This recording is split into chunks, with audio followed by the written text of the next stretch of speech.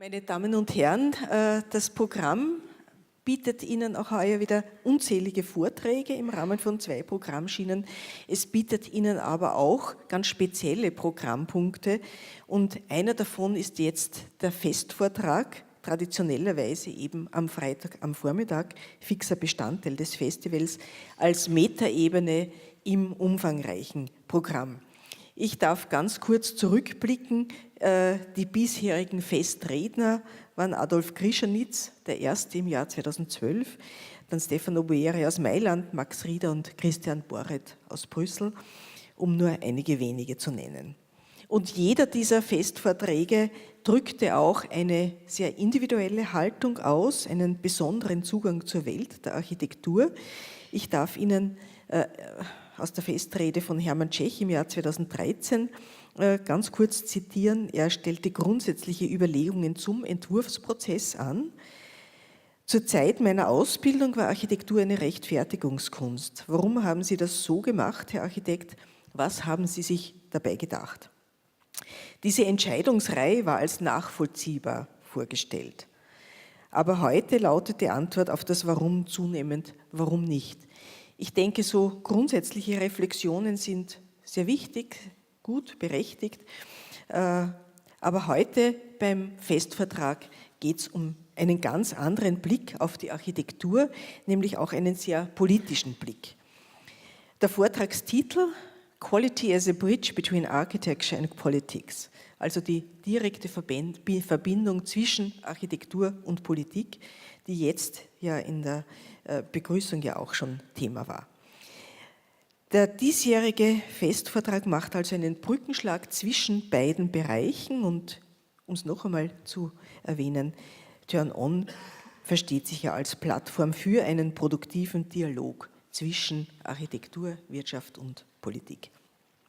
Belgien ist seit 20 Jahren rund ein Hotspot der Architekturentwicklung und das Land hat ausgehend von Flandern eine besondere Position etabliert, nämlich die des Stadtbaumeisters oder des Baumeisters für eine ganze Region. Für Flandern ist das der Flemish Government Architect und Leo van Broeck hat diese Funktion seit 2016 inne.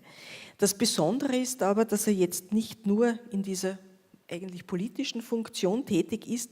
Er ist auch Architekt, führt seit 2007 das Büro Bogdan und van Broeck, ein renommiertes Architekturbüro in Brüssel und meines Erachtens nach eines, das wirklich auch interessante Entwürfe und Bauten vorweisen kann. Und diese Verbindung zwischen Architektur und politischer Funktion, das ist ja etwas ganz Brisantes, wird auch hier in Wien immer wieder diskutiert und sogar eingefordert. Der diesjährige Festvortrag ist also auch eine Fortsetzung des Festvortrages von Christian Boret aus Brüssel im letzten Jahr. Das ganz bewusst, weil ich meine, dass diese Entwicklung dort mit dieser Position, mit den Instrumenten auch eine sehr produktive und wichtige ist und dass es hier vielleicht auch Ansätze gibt, die man übernehmen könnte. Und auch hier gibt es auch neben den Instrumenten eine, ich denke, Atmosphäre, die sich etabliert hat, um in Baukultur mehr zu ermöglichen. Die Instrumente, die ich hier noch hervorheben möchte, Open Call auf der einen Seite, Research by Design auch auf der anderen Seite. Ich möchte auch hervorheben die Tatsache, dass ein Baumeister keine Macht, aber viel Einfluss besitzt und dann im speziellen Fall bei Leo van Broeck das Ziel einer Korrektur der aktuellen Debatte zur Nachhaltigkeit wurde von ihm als Ziel eben formuliert. Yeah, and now I switch to English because the lecture will be in English and I can announce you a surprise because possibly you thought, where is Leo van Broeck? And because of his tight schedule, and also, for reasons of sustainability, he wants to reduce his flights. Leo van Broeck will give the lecture as a direct transmission from Brussels. So it's a new point and it works. Hi, Leo. Hi. Yeah, hi. I'm really glad that everything works. It was not so easy, yes, and my technicians on the stage in the background, they really worked hard, and it looks amazing when you go up there. I just see this. But Leo, thank you very much for giving the lecture today, and yeah, so please start, and we will have a short Q&A after your lecture. My pleasure. Good morning, everybody. It feels good to have my carbon counter turning backwards while I'm speaking now. So the title is in the first slide. I don't know if it's on the screen now. Because I see the stage. Okay. So it's the first slide. Okay, thank you. Perfect. So what is a government architect? For those who don't know yet, it's not a person, it's a task force with 3 segments. You have the government architect or bouwmeester himself, a person that is replaced every 4 or 5 years. I'm number 5 in a row of almost 20 years of bouwmeesters. We have a team of about 18 persons, mostly architects, but also administrative people and supporting people. A team that stays. So the bouwmeester goes on with the same team and can build on a foundation of expertise, of knowledge. And then there is an independent group of 4 experts that we can use as a kind of second opinion or a kind of a board to assist us in the creation of a long-term vision. Our mission is mainly to improve the quality of the built and the non-built environment. Also the non-human environment, that will be an important part of my vision. Main tasks are to support local authorities in the realization of public projects and to support also the build-up of a vision and a reflection not only amongst government stakeholders but also amongst the broad society of today. There are a few smaller subtasks: communicate and stimulate awareness about the challenges that architecture and urban design today are facing, find contradictions and bugs in the legislation. So they ask a bit they expect from a bouwmeester to be the doctor of the family, because between partners in a government, pointing out contradictions is a source of fights and discussions. If the family doctor says something, a diagnostic, they will try to solve it. So it's also a source of keeping the solidarity within the political layers of society. And the final task is to give also more opportunities for young architects. Oh, excuse me. Yeah.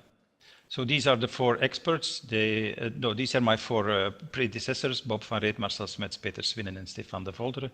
20 years of bouwmeesters. A team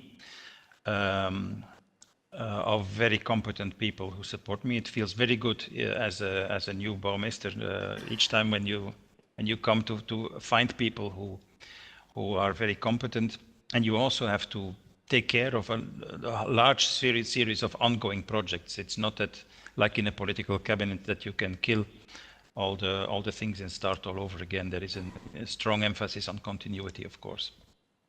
The 4 experts, they have a background of urban design, landscape design, architectural history, architecture theory, and also city management. And we meet them 3-4 times per year, and also occasionally on moments when we think that a deepening of our vision and our praxis is necessary. The expert group, maybe that's also interesting to mention, can replace me if there is a conflict of interest. Because I still have an office, but of course my office cannot participate in public tenderings in Flanders during the 4 years of my mandate. But presume it's not the case. Presume if I had a sister that were an architect and she participates in a Flemish competition where the bouwmeester is in the jury, then I have to be absent in that jury and I can be replaced by those 4 experts. That's an interesting system to make sure that the profession of bouwmeester is open for people from the field and that they can be replaced when there might be a point of discussion. One of our very important instrument is this open call, which launches literally an open call towards designers for the competitions of public projects. But it starts 1 or 2 years earlier when a local authority comes to the bouwmeester and says, we want to build a town hall, a library, a swimming pool, social housing, and so on. And there we start to assist them on questioning the question. Where do you build? Which of your 3 schools should you renovate? If you want to build a swimming pool, can you make money by also building extra housing on your train station area on public land, and use that value to invest in public projects and so on. It's a competition that is totally different from the classical tendering. We don't stress classical things like your turnover or the number of similar projects that you did. It's open for starters, for creative designers. Also the non-built projects of your portfolio are taken in account. And also the quality of your designs, of your schoolwork and all these things. So it's also a machinery that discovers new talent and that gives opportunities that are most of the time not accessible to to young offices and classically often given to corporate big offices. So we assist those local authorities, but it's not an obligation. They have to come to us and ask it, but our service is for free. We start in advance. And we make also, after this, seeing what and where to build, we help them to write the project definition, talking about what kind of identity they expect from the building, what do they expect the building to be able to do in 10, 20, and 30, 40 years from now. If it's not clear what should be done where, sometimes we do research by design in a preliminary phase, a feasibility study or a master plan. Then comes the competition, where we are a minority fraction of the jury, mainly manned by people of the local authority and the users of the future product. And in that jury, the client has also the final word. We don't choose, we help people to choose. Afterwards, we also we monitor the working time during that competition. And we also have a large advocacy for larger fees and smaller deliverables in order to make sure that people who lose the competition don't lose too much money. And that's much appreciated amongst architects. After the contract agreement, normally we have no work anymore, but we do follow up if there are moments of crisis in the design process or in the negotiations between the different stakeholders. One of the most important things is that this reduction of the deliverables in the competition to sometimes even 4, 5, 6 pages, no estimation unless it's a gross cost per square meter, focuses really on the conceptual quality only and not on the classical lawyer-based over-juridical aspects and tendering procedures that are mainly driven by fear and trying to avoid mistakes. We are more daring and we are not avoiding, but we are aiming for quality, aiming for good results. The advantage is that after these 20 years of open call, not one of the procedures has been contested in court, which is a very nice argument if you discuss with the classical tendering people who are trying to make tenders more thick and more juridical each year. So the project fee is based on the real working time study. That's the project fee itself before we go to the competition fee. The tender mentions a small free range, very narrow, and it counts only for 10% in the evaluation. Nobody wants to be cut open by the cheapest surgeon. It's exactly the same. If you fight for quality, you want value for money and not only money. And if you pay peanuts, you get monkeys, they say often. So it's also important that quality is respected by correct remuneration, but also in the competition phase. We try to pay correctly. We think that what a normal contractor does, making an offer, is something he or she could do for free, but core business, like building the foundation or the brick walls of a building, should never be done for free. And the core business of an architect is to make a design, to show sections, plans, facades, and explain how the building could be working. So if a sketch design is 10% of the fee, and a competition that asks for a sketch design should pay at least 2/3, which is the netto cost of the working hours, of 10% of the full fee, which is a lot more money than often is paid. This implies that the fees in public-private partnerships, design and build or design finance, maintain, should be a lot higher. And we refuse to participate in open competitions. I think it is a form of theft. Europan this year came to us to ask if we wanted to collaborate, and we refused until they would shift towards a 2-phase competition with a limited number of 4 or 5 offices in the second phase that would be correctly paid for the work they do, including our demand that they guarantee a lot more probability that the projects afterwards would be realized. Next to this open call, we do tailor-made advice on a wide range of public large-scale projects like the reconversion of empty hospital sites, harbor infrastructure, waterways, bridges, new highways, the master plan of our national airport, and many complex projects where the decision process politically takes a lot of time and is better given in the hands of a stakeholder that has no interest, or somebody who is not a stakeholder but an external independent kind of actor, which the Bouwmeester is supposed to be. Next to this, we are also a laboratory for research on large-scale and long-term challenges that have to be a relevance for society. And there we work together with the urban planning agency of our Minister of Environment and Urbanism, and our underlying concern is mainly how can we do research that helps us to evolve towards a more durable society. There are 4 focal points. It has to do with long-term challenges and effects and planning. There has to be room for free speech and thinking. We are fighting also for experimental zones where the current ongoing laws are temporarily not applicable so that we can test alternative legislative systems and rules. We are a crossover between different disciplines and ministerial and political organizations. And it's always a combination of design and research. We have a space lab, we have a coastal system lab that works on the morphology of the Belgian coast and the high pressure of tourism on the ecosystem. Energy landscapes, like we know that heat nets are not possible under 40 to 50 housing units per hectare. The circular city and the lowlands, which is a collaboration with the Netherlands. Each lab is intended to lead afterwards, after a kind of study or development of insights and understandings, to real built and realized buildings or master plans and a change in effect on legislation.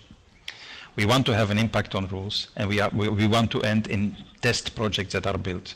And we have a number of projects that have been realized already related to elderly homes, agriculture, art, brownfield and blackfield developments. Blackfields are so polluted that the private sector cannot afford to develop them, and there we need also financial assistance from the government, but also student housing and social housing.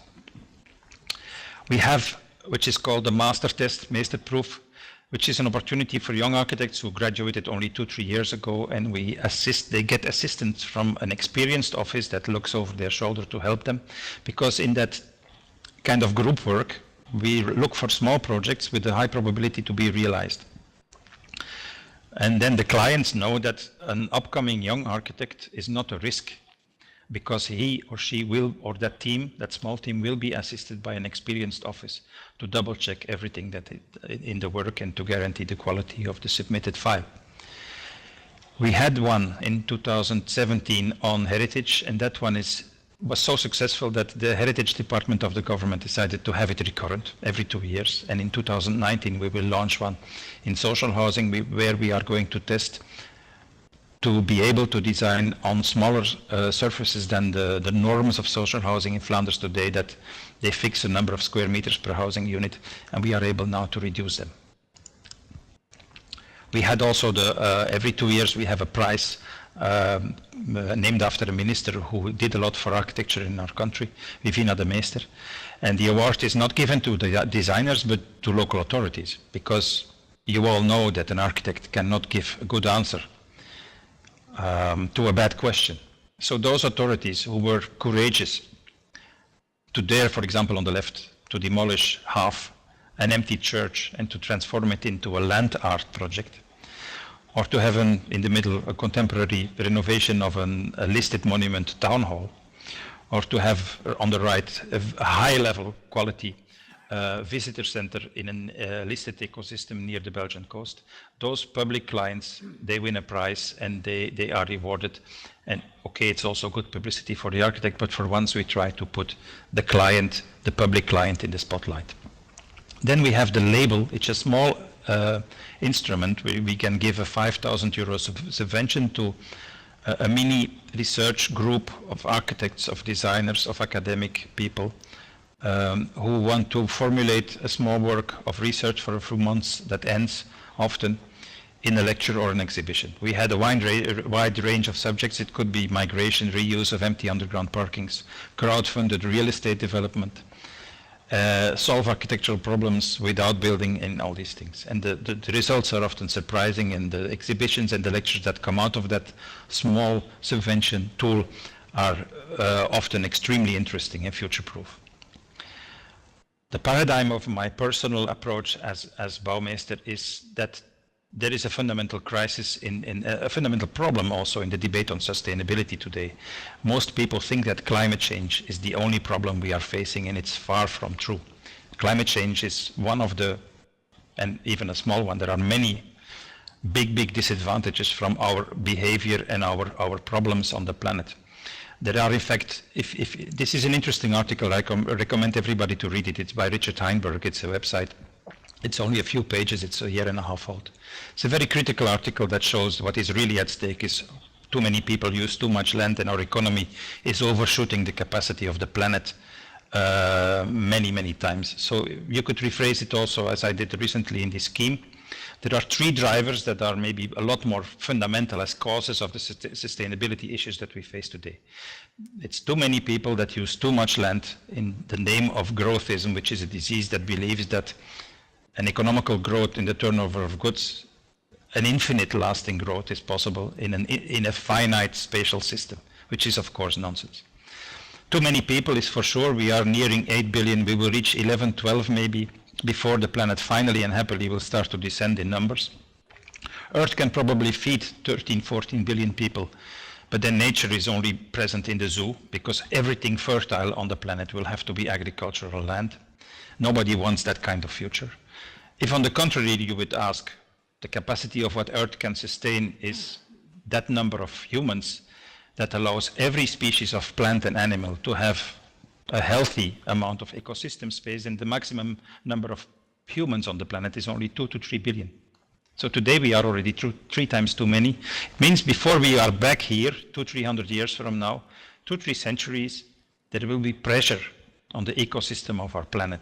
And this is the real, this is the real challenge. How do we survive those 2-3 centuries without eradicating all life forms on the planet? Because we use too much land today. 70% of the fertile surface of the planet is already in use. Flanders has a total land use fraction minus the land use is in Flanders is water, ecosystems and land and agriculture. If you subtract those, then we have 34-35%, which is a record in Europe. And it's very much sprawled. And each day we still use more than 6 to 7 hectares of open space for new built areas. And I got the number from somebody of Turn. In Austria, it's not any better. It is today 11.5 hectares per day that disappear. It's worse than here.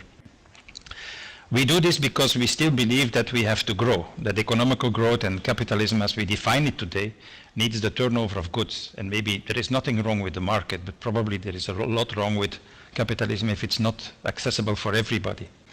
The GDP decides if something that was nature becomes something else.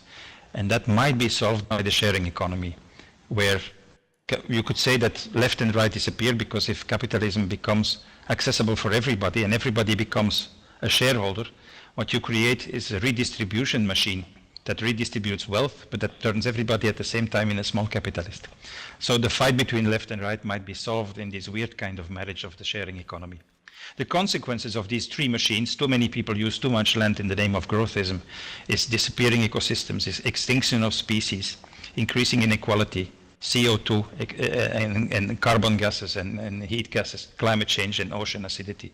So this is the real diagnostic of our planet, and that means that our sector, who was the sector that was most guilty in the consumption of open space, might become the most important one, because learning people to stay away somewhere is a design question.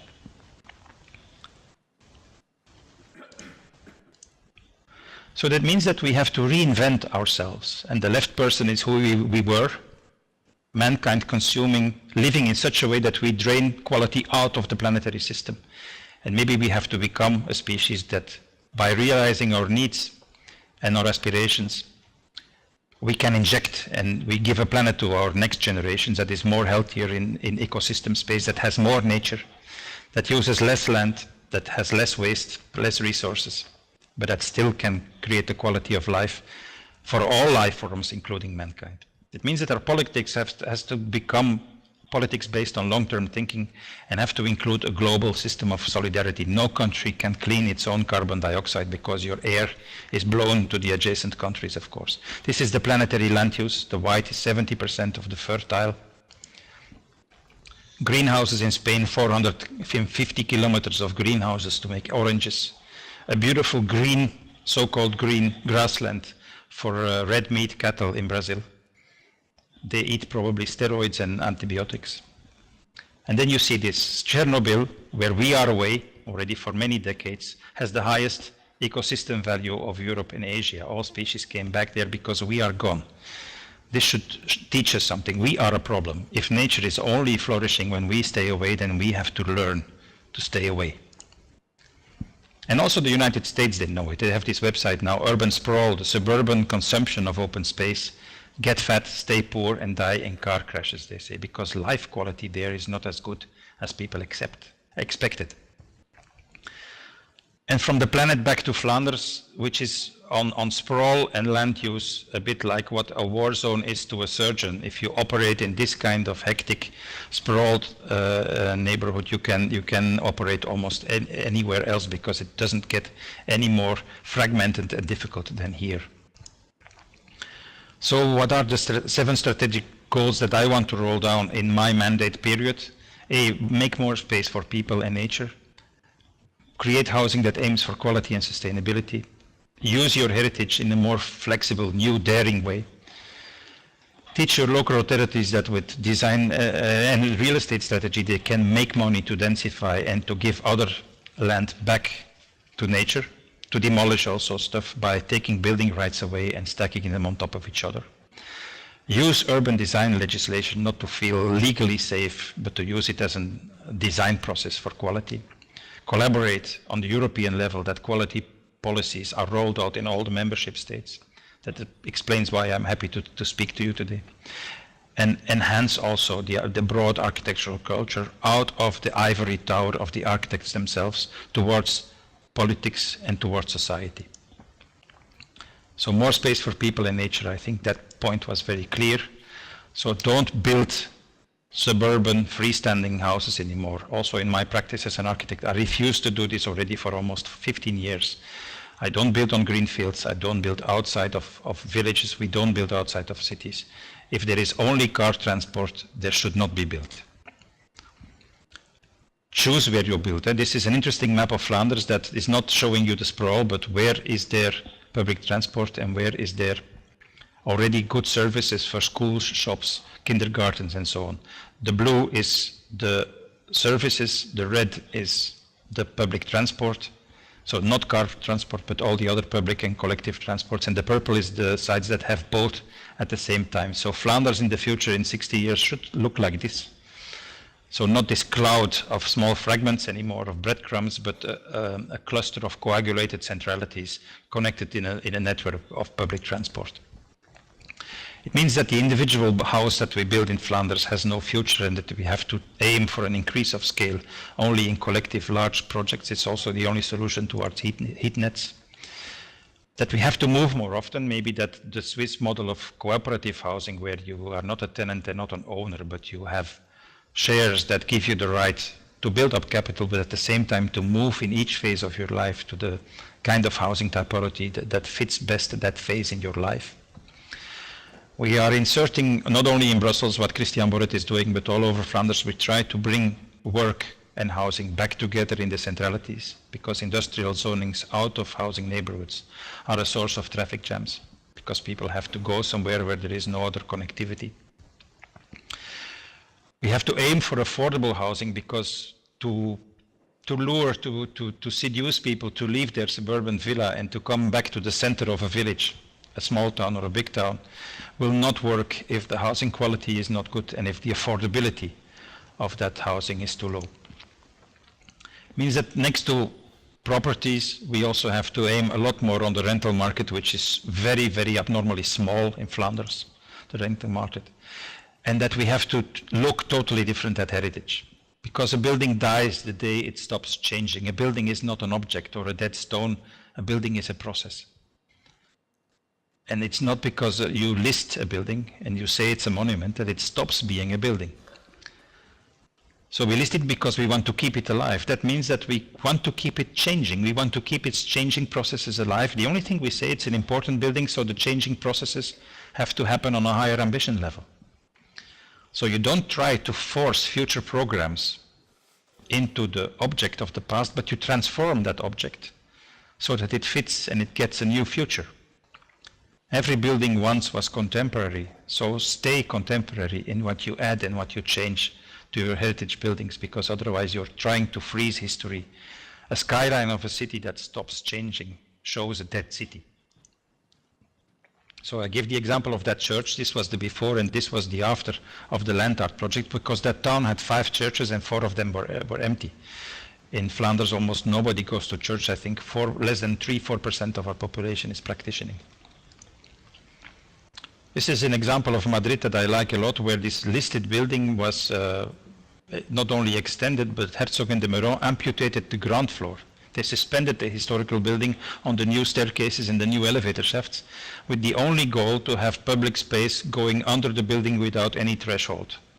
I challenged the membership states in Europe, and I challenged people of sites and monuments to say yes to an architect who comes with this idea. Can I simply amputate the ground floor of your listed building, please? Because if we don't have this daring vision, it's very difficult for our monuments to have a future. This listed bunker was cut in half simply for a staircase and a jetty in a lake. Monuments and Landscapes refused the building permit for 5 years. Then it was finally done, and then they saw what the result was. It became a peace monument because mankind, the path from the land to the water, gets priority over the war machine. And it's a didactic element because now youth can see how small the room is and how big the walls, the thickness of the concrete is. And now every year they have in that bunker armistice commemoration days. So, and it was a communal monument. After the cut, it became a national monument, and next year it will become an UNESCO monument. So sometimes you can promote a monument by cutting it in half. This is a nice example from England, where a church became a pool. It was a church in an empty psychiatric hospital. Today it is a fitness club. Finally people come in the church again. And Graz, I guess you know it, it's close, it's not far from you, and Estonia are 2 nice examples of UNESCO heritage areas that restore their historic buildings in a very respectful way, but that force and that demand that every addition that is happening today is a visible contemporary addition of our era. It's also nice because then you avoid making the archaeologists of the future go totally nuts, because if you build in a style that is not belonging to your era, they will wonder why we did such a weird behavior. Helping public clients to think in a real estate way is teaching them that to understand promoters and to understand the market, but also to use the same strategies to be economical with public spending.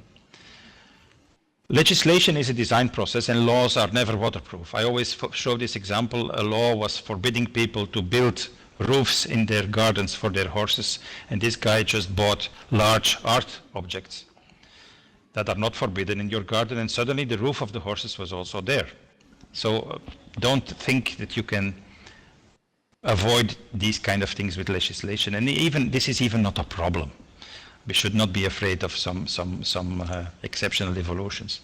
We collaborate across borders. This is a collaboration between Brussels and Holland along the Rotterdam Biennale of 2018. We enhance architectural culture by giving lots of lectures in Brussels, and we think that the fee is a very important element, and if you advocate for quality, you cannot be an accomplice in underpaid or open competitions as a bouwmeester. You have to really avoid to burn your hands on that kind of exploitation machineries.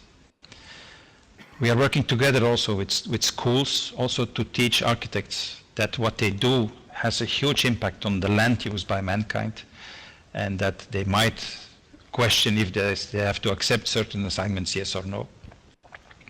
We are working together with the Ministry of Culture to try every time it's possible to inject also art, not only in buildings but also in public spaces. And what we have as work in progress is a new instrument we created, the Bouwmeester Scan, where 60 communes will be scanned by a multidisciplinary team of architects and urban designers. And it's really like a body that goes under a scanner, and they get the result of where their densities are still too low, where they have potential extra natural reserves they can create, what's wrong with their car-based mobility, and so on. Where they can do land use or transfer of development rights to create more open space on one spot and to create more density on the other.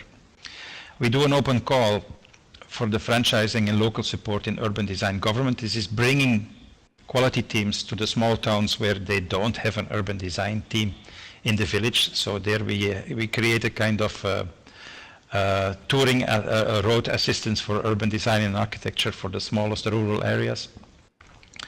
And we try also to launch new policies that will demolish derelict buildings in sprawled areas and to give those areas completely back to nature. To sum it up, a very beautiful example near Brussels, where this park with a football field, and you see a house here with a pink facade and a small square window. You will see it back in the next slide. There was an old river, a small river here that was in a concrete tube. It is not nature, it's a park. In autumn you see only one species here, and that's the yellow leaf blower. They opened up the river again because now in this open V shape, its water storage capacity during peak rain periods is a lot higher. And they also made the green partially inaccessible for the people of the neighborhood. So one part will become a pedestrian way, the other, some of the banks are totally rewilded. And the result 1 year later was very charming because you get a rewilded area with lots of a high amount of biodiversity. The maintenance, you don't have to cut the grass anymore. There is almost zero maintenance in this area. So the maintenance cost goes down to only 10% of what the cost was in the past. And the neighborhood is extremely happy with these semi-accessible, semi-rewilded areas in the core of a housing block in the city, because it's also very good against heat islands during the summer, because we know our temperatures in the summer will be rising the following years. So far my story. I am open for questions. Thank you very much.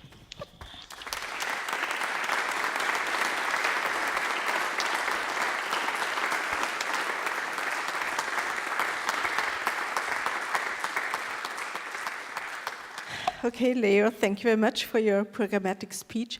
Just two short questions I would like to ask you.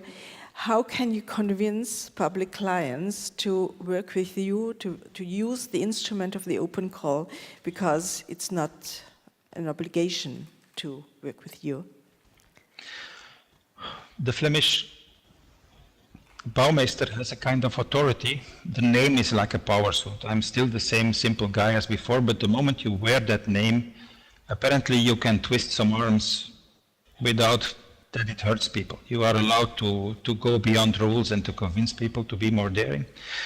Next to that, the open call is a proven instrument that during already almost 20 years now has no problems with the court.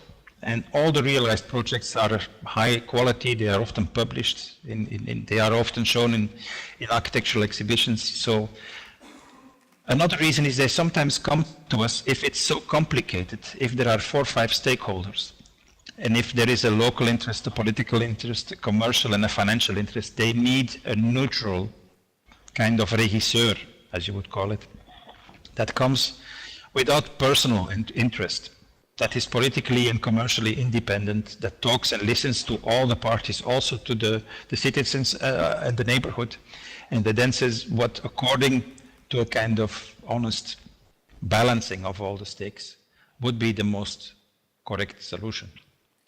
Okay, thank you. And a last question, because you showed an interesting landscape project at the end. Could you also name an architectural project that is exciting and important at the moment, which was launched by the open call, for example? Oh, we have interesting projects on many. There is an interesting bridge over a river. I think you had an image of it somewhere that was sent to you, but it's not important. We have an interesting one that is ongoing now, where we are doing a swap of building rights, where 4 plots of land, in total 450 social housing units, the competition asks to research to build them all on one of the 4 sites. and the 3 others will be given back to nature. We have a large number of interesting school projects. We have a series now of 450 empty churches that in slots of 30 churches are all recycled into new programs, and that can be a library, it can be an internal graveyard for urns, for ashes. It can be the church becomes a covered market for local biological agricultural projects in a short sustainable circuit. So the Open Call is really an incubator for extremely interesting architectural projects. Okay, so that was a very good final word. Thank you very much for your speech, Leo. And I would say we keep in touch, and possibly there will be an inspiring discussion between us during the future. My pleasure. And a nice continuation today with Turn. Thank you. Yeah, thank you. Bye-bye. Best greetings to Brussels. Thank you. Bye-bye.